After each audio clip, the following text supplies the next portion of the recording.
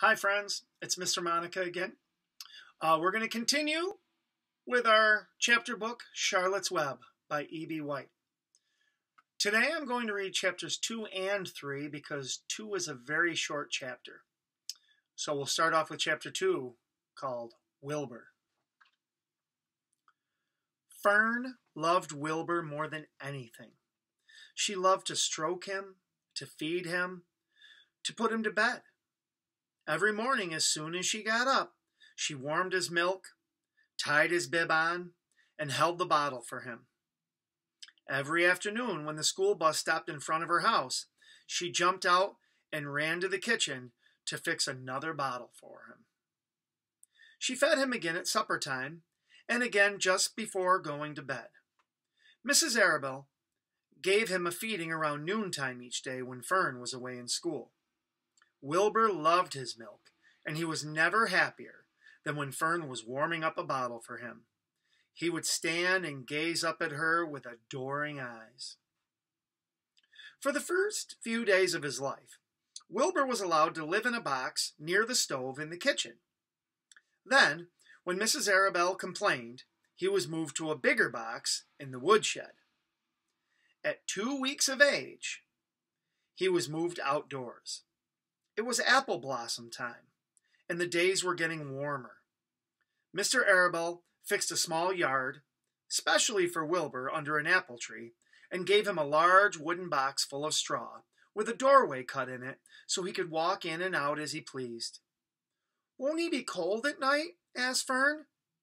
"No," said her father. "You watch and see what he does." Carrying a bottle of milk, Fern sat down under the apple tree inside the yard. Wilbur ran to her, and she held the bottle for him while he sucked. When he had finished the last drop, he grunted and walked sleepily into the box. Fern peered through the door. Wilbur was poking the straw with his snout. In a short time, he had dug a tunnel in the straw. He crawled into the tunnel and disappeared from sight, completely covered with straw. Fern was enchanted. It relieved her mind to know that her baby would sleep covered up and would stay warm.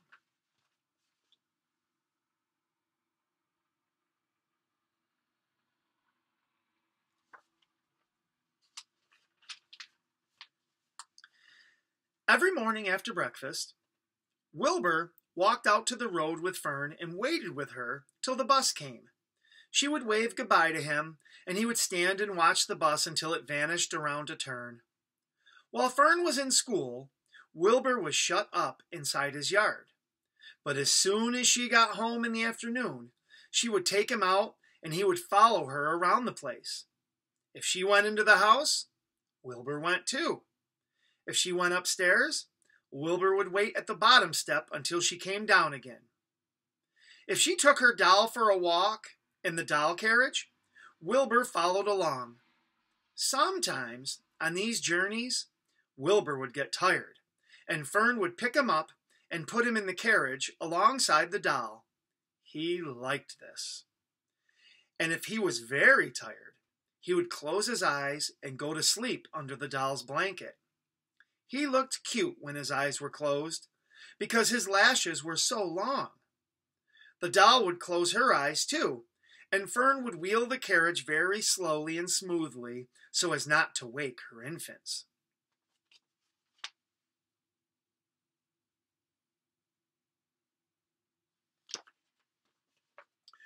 One warm afternoon, Fern and Avery put on bathing suits and went down to the brook for a swim.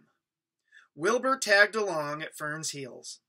When she waded into the brook, Wilbur waded in with her. She found the water quite cold, too cold for his liking.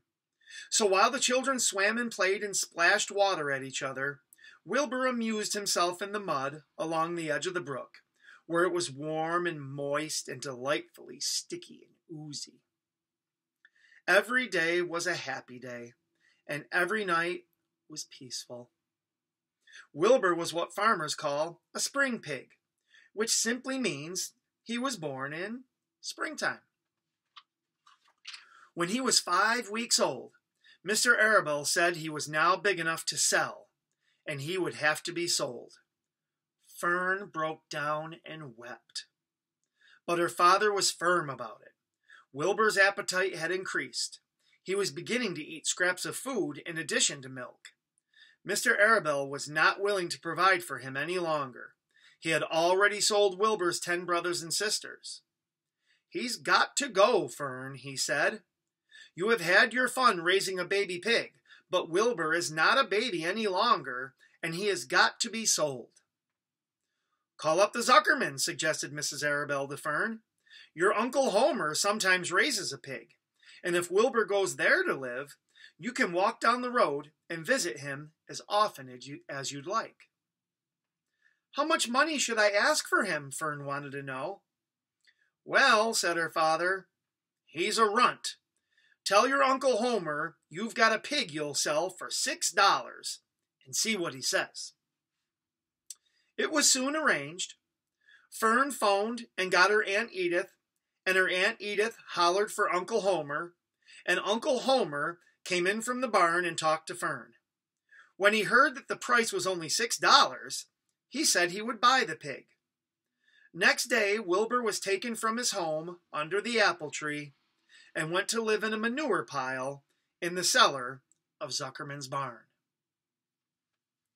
Chapter 3. Escape. The barn was very large. It was very old. It smelled of hay and it smelled of manure. It smelled of the perspiration of tired horses and the wonderful sweet breath of patient cows. It often had a sort of a peaceful smell, as though nothing bad could happen ever again in the world. It smelled of grain and of harness dressing and of axle grease and of rubber boots and of new rope. And whenever the cat was given a fish head to eat, the barn would smell of fish. But mostly it smelled of hay, for there was always hay in the great loft up overhead, and there was always hay being pitched down to the cows and the horses and the sheep. The barn was pleasantly warm in winter when the animals spent most of their time indoors, and it was pleasantly cool in summer when the big doors stood wide open to the breeze. The barn had stalls on the main floor for the workhorses, tie-ups on the main floor for the cows, a sheepfold down below for the sheep, a pig pen down below for Wilbur, and it was full of all sorts of things that you find in barns: ladders, grindstones, pitchforks, monkey wrenches, scythes, lawnmowers, snow shovels, axe handles, milk pails, water buckets, empty grain sacks, and rusty rat traps. It was the kind of barn that swallows like to build their nests in. It was the kind of barn that children like to play in. And the whole thing was owned by Fern's uncle, Mr. Homer L. Zuckerman. Wilbur's new home was in the lower part of the barn, directly underneath the cows. Mr. Zuckerman knew that a manure pile is a good place to keep a young pig. Pigs need warmth, and it was warm and comfortable down there in the barn cellar on the south side. Fern came almost every day to visit him. She found an old milking stool that had been discarded, and she placed the stool in the sheepfold next to Wilbur's pen. Here she sat quietly during the long afternoons, thinking and listening and watching Wilbur. The sheep soon got to know her and trust her. So did the geese, who lived with the sheep. All the animals trusted her. She was so quiet and friendly.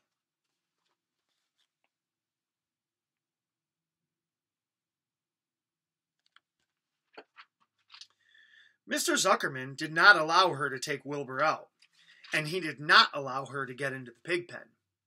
But he told Fern that she could sit on the stool and watch Wilbur as long as she wanted to.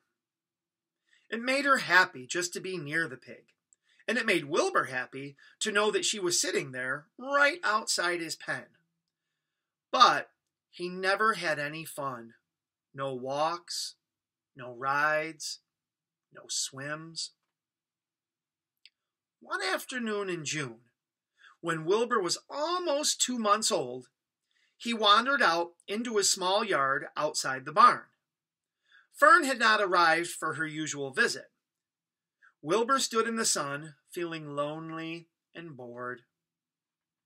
There's never anything to do around here, he thought.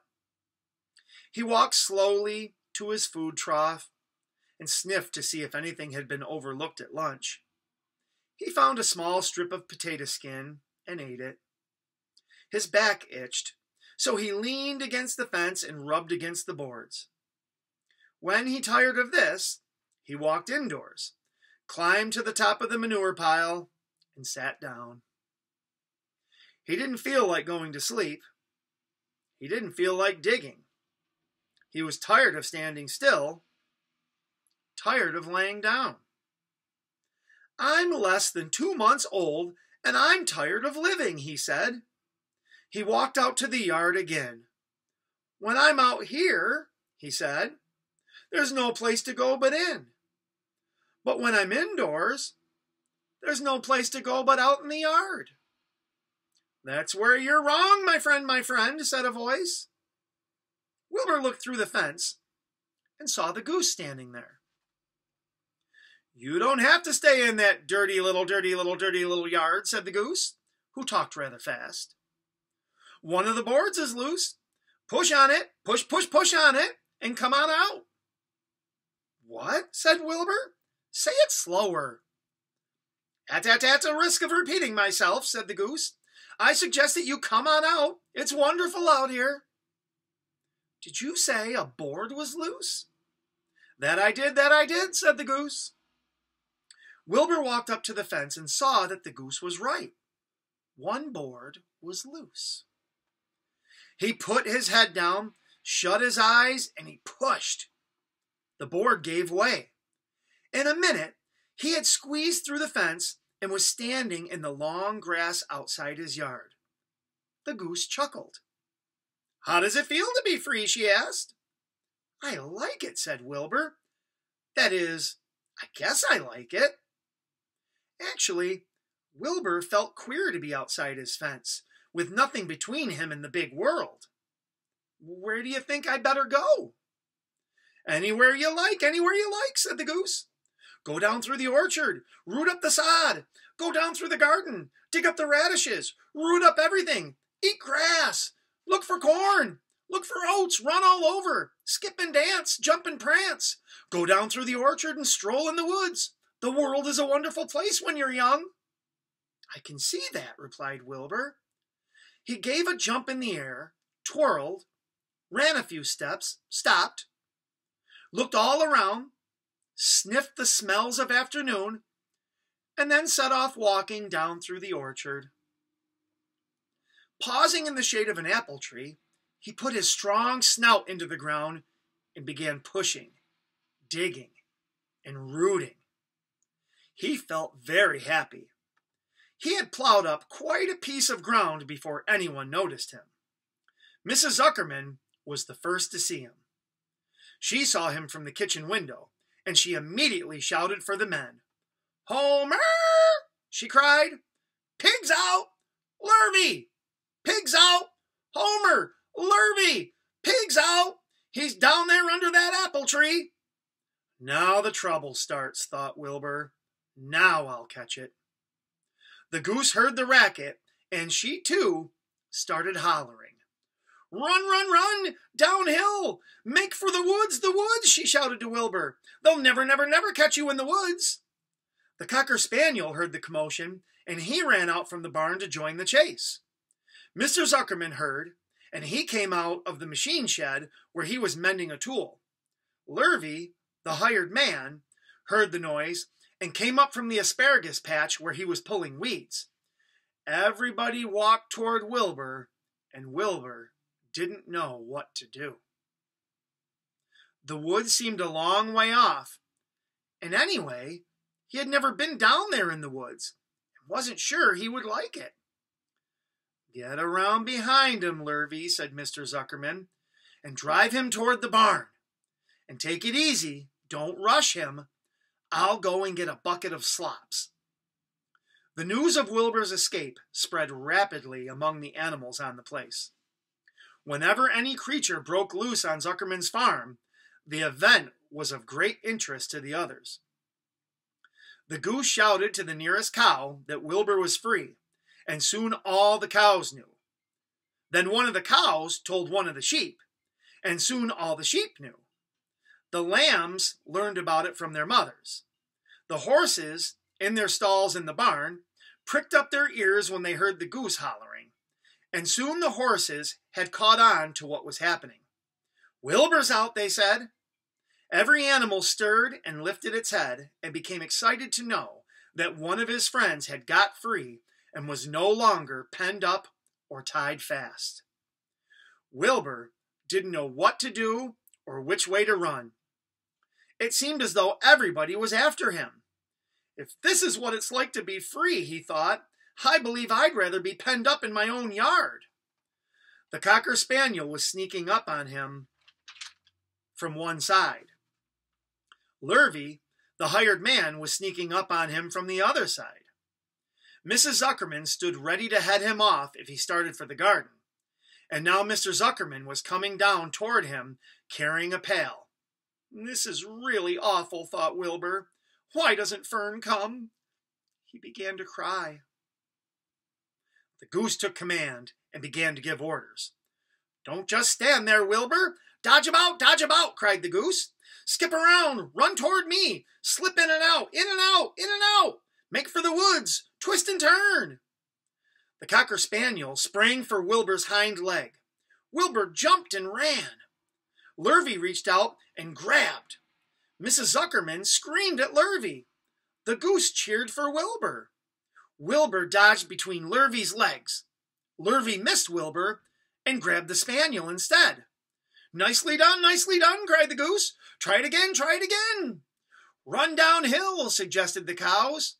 Run toward me, yelled the gander. Run uphill, cried the sheep. Turn and twist, honked the goose. Jump and dance, said the rooster.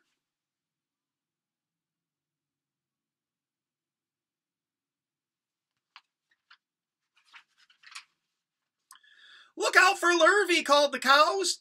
Look out for Zuckerman, yelled the gander. Watch out for the dog, cried the sheep. Listen to me, screamed the goose. Poor Wilbur was dazed and frightened by this hullabaloo. He didn't like being the center of all this fuss. He tried to follow the instructions his friends were giving him, but he couldn't run downhill and uphill at the same time. And he couldn't turn and twist when he was jumping and dancing. And he was crying so hard he could barely see anything that was happening. After all, Wilbur was a very young pig. Not much more than a baby, really. He wished Fern were there to take him in her arms and comfort him. When he looked up and saw Mr. Zuckerman standing quite close to him, holding a pail of warm slops, he felt relieved. He lifted his nose and sniffed. The smell was delicious. Warm milk, potato skins, wheat middlings, Kellogg's cornflakes, and a popover left from Zuckerman's breakfast. Come, pig, said Mr. Zuckerman, tapping the pail. Come, pig. Wilbur took a step toward the pail. No, said the goose. It's the old pail trick, Wilbur. Don't fall for it, don't fall for it. He's trying to lure you back into captivity-ivity. He's appealing to your stomach. Wilbur didn't care. The food smelled appetizing. He took another step toward the pail. Pig, said Mr. Zuckerman in a kind voice, and began walking slowly toward the barnyard, looking all about him innocently, as if he didn't know that a little white pig was following along behind him. You'll be sorry, called the goose. Wilbur didn't care. He kept walking toward the pail of slops. You'll miss your freedom, honked the goose. An hour of freedom is worth a barrel of slops. Wilbur didn't care. When Mr. Zuckerman reached the pig pen, He climbed over the fence and poured the slops into the trough. Then he pulled the loose board away from the fence so that there was a wide hole for Wilbur to walk through. "Reconsider, reconsider," cried the goose. Wilbur paid no attention. He stepped through the fence into his yard. He walked to the trough and took a long drink of slops, sucking in the milk hungrily and chewing the popover. It was good to be home again. While Wilbur ate, Lurvy fetched a hammer and some 8-penny nails and nailed the board in place. Then he and Mr. Zuckerman leaned lazily on the fence, and Mr. Zuckerman scratched Wilbur's back with a stick. "He's quite a pig," said Lurvy. "Yes, he'll make a good pig," said Mr. Zuckerman. Wilbur heard the words of praise. He felt the warm milk inside his stomach. He felt the pleasant rubbing of the stick along his itchy back. He felt peaceful and happy and sleepy. This had been a tiring afternoon. It was still only about 4 o'clock, but Wilbur was ready for bed. "I'm really too young to go out into the world alone," he thought as he laid down. End of chapter 3. I hope you're enjoying the story, and tune in tomorrow for chapter 4.